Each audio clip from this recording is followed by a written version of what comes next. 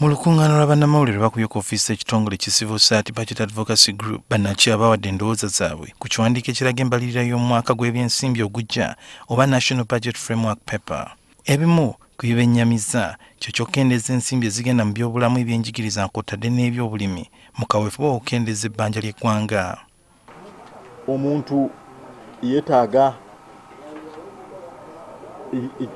okufuna yeetaaga okugenda mu malwaliro okufuna amalagala, yeetaaga okufuna access to health centers eziri mu kyalo, naye otunuulira budget eno sente zisaliddwako to the health sector ne education sector.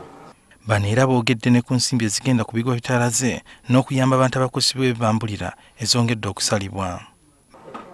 Instead of okwongera sente mu bigo bitalaze, kati sente yazisalidde ddala yazijja ku biliyoni 8 nezidayo ku biliyoni 43. Nti half of the budget ya disaster prepared ministry bagisaze. So tuba tugamba abana Uganda nti kati bwamwe amayinti oli mu kitundu ekyo kibadde nga kiyinza kufuna ebyo ebigo bitalaze,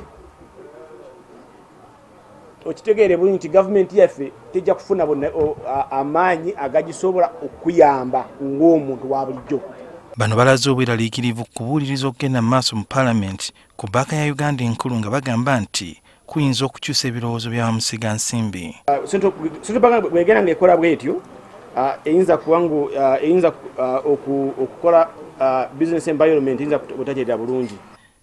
Basabye gavumenti ekendeeza okwewola ku ggwanga lya China olw'ebbanja ery'amaanyi lyewezezza nga kyanditeeka ebyenfuna by'eggwanga mu katyabaga gye bujja. Esente za China muna Uganda gwe nange China zetubanja kaakano ziweze omuzungu akiyita 6 trillion shillings ku budget ya trillion 3.4 ey'omwaka gw'embaliriro gujja.